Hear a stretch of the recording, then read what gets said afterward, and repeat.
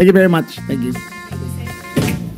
Sa bansang maraming problema, minsan tawa na lang ang sandata mula sa mga hearing na nauwi sa biruan, sagutan hanggang sa mga rally moments na kakaiba, lahat yan atin nang ibibida. Kaya humanda na dahil eto na ang Pinoy Core Corruption Funny Moments. At sa una nating eksena, bida agad ang walang kupas na si Congress Miao Kiko Barsaga kung saan tampok na naman sa social media ang kukulitan nitong ating bida matapos na tawaging Crocodile Farm ang kamera. Welcome back to the Crocodile Farm. Absent ulit ang mga buhaya, nagbakasyon na. At may surprise ulit ako sa inyo. It is the Marcos impeachment complaint. Amyaw. Nang mabaling naman ang usapan patungkol sa pagkakaroon ng death penalty bilang sandata kontra korupsyon, mas pipiliin umano ni Senator Bato ang Muntinlupa City Jail kaysa ang death penalty nang tanungin siya noon ni Senate President Ping Lacson. Senator Bato, halimbawa papiliin ka, makulong sa Muntinlupa na habang buhay saka death penalty, anong piliin mo? Sir, pipiliin ko Muntinlupa. Enjoying sa Muntinlupa. Pwede ka pa magdegosyo doon. Pwede ka pa magdegosyo. Iba nga doon, negosyo lang siya boy. Ando sa Muntinlupa.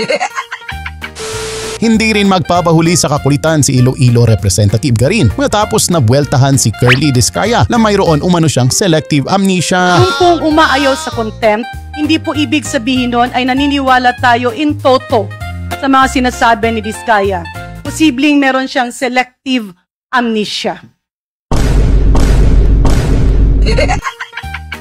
Nag-uumapaw naman sa tensyon ang House hearing na ito matapos na magkainitan sina Congressman Garin at Yangko kaugnay sa flood control issue kung dapat bang imbitahin si Saldico. 693,000. Can you show this para lang sa hindi ako? Mr. Chair, with due courtesy. Wait, I have the floor. Yeah, I have the floor. Yeah, I have the floor. No, Mr. I have the floor. Just to, I have the floor. On the record, Mr. I have the floor. You did not refuse. Kontrobersyal at trending naman sa social media ang pagdinig na ito matapos na naaktuhan na tila napa-beautiful eyes si Tito Soto nang tanungin niya si Bryce Hernandez ukol sa flood control issue. Totoo bang niregaluhan mo, Engineer Hernandez, si Engineer Alcantara ng GN Truck? Humingi po siya. Humingi po. Doon po sa may project. Humingi po. Anak ka ng po. Anak ka ng po. At ang susunod naman nating ibibida, walang iba kundi si Senator Erwin Tulfo kung saan ay umani ng samot-saring batikos hinggil sa pahayag na kanyang binitawan. Isole ninyo ang pera ng taong bayan. Hindi po batas ang pinag-uusapan. Wala ho tayong pakialam sa batas. Sometimes you have to bend the law. Nani? Mas mataas po ang taong bayan sa batas. Am I right, Secretary Remulla? Am I right, Secretary Remulla? Yes, sir. Wow. Protection no more. Yan ang nais mangyari sa susunod nating eksena kung saan ang surprise witness na si ex-marine Orly Guteza ay ayaw tanggapin ang mga proteksyon na ibibigay sa kanya. May permit to carry yan. Yes, Your Honor. Very good. So you can defend yourself. Yes, Your Honor, at hindi ko na kailangan yung witness protection, Your Honor. Kaya ko sarili ko. Yan ang Marines. Protective custody ng Senate, makatulong sa'yo. Okay lang ba o... Ayaw ko rin, Your Honor, at ayaw ko nang maka-istorbo pa ng iba, Your Honor. Marines! Talagang... Marines!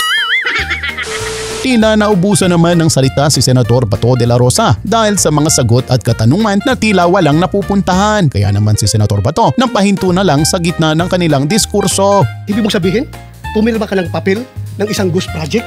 District engineer ka? Tapos ngayon magmamaangan ka sa harapan namin na hindi mo alam dahil inaasa mo lang sa mga tao mo sa baba. Dapat alam mo yan, di ba? Tapos ngayon kunyari magtatanong ka pa sa mga tao mo sa baba. Meron ba? Tapos tanungin ka sa mga tao mo na parang meron, sir, parang meron. You didn't have to cut me off. Say that I can never know we were nothing. Napaka-hirap intindihin. I don't even need your love, but you treat me like a stranger and I feel so loved. Bida naman sa susunod nating eksena muli si Congress Miao Kiko Barsaga matapos na magbitaw ng pahayag ukol sa pag-uwi ni Saldico sa ating bansa. Dapat damihan ng security kasi baka magkaroon tayo ng Saldico International Airport kung sakaling may balak si Marcos Jr. Kasi alam na natin yung nangyari nung martial law, nung panahon ni Marcos Sr. Masyadong nakakalito na kung gagawin nilang Zaldico International Airport yun.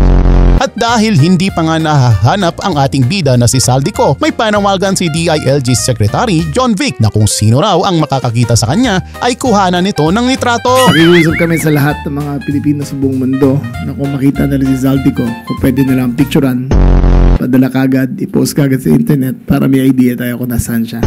Wala po ba tayong group effort para mas mapabilis yung pagdakip po sa kanya? Talagang ginamit mo yung group effort ha. Ikaw ho ba nagplano ng lahat ng ito? Hindi naman. It was a group effort. At pagkatapos ng kanyang interview, ang eksena na balot ng katatawanan. Meeting at the house, so okay na. Thank you very much. Thank you. Thank you very much. Thank you.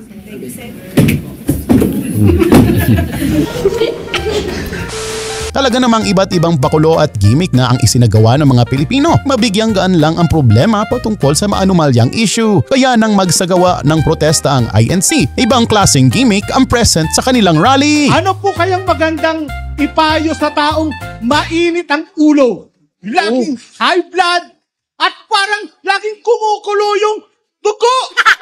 Ako, grabe. Ang tawag doon, blood control.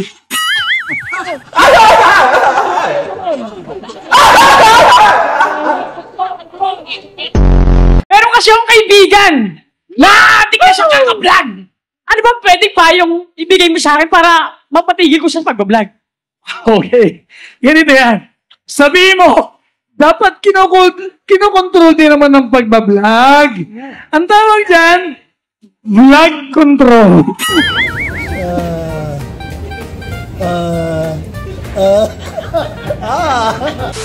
Kung usapang protesta lang naman itong ating susunod na ibibida, ating alamin kung ano nga ba ang ipinaglalaban niya. Kuya, tanong ko lang bakit Soto? Soto. Kami, pinaglalaban po namin yung pinaglalaban nyo para test ng butang ng pinaglalaban dito. Ano ibig sabihin ng Soto? Ano mini na Soto? Hindi ko alam. Okay. Nabutan ko eh. Siyempre, hindi magpapahuli ang ating fishball warrior. Present muli sa Trillion Peso March Rally. Bitbit ang kanyang panawagan sa mga nanunungkulan. Pag kinulong mo mga kurap, anong gagawin sa kulungan? Nakatambay, nakanganga. Palabasin mo sila, patulungin mo. Pagkain lang sana para sa mga nakatira sa kalsada, yun lang, 10 billion lang. Ang inihingi ko lang, 10 billion. Limos lang talaga yun na 10 billion out of 6 trillion. Limos lang talaga, kaya nga pulubi. Present din ng grupong Little Zombies na kinaaliwan dahil sa kanilang paninindigan.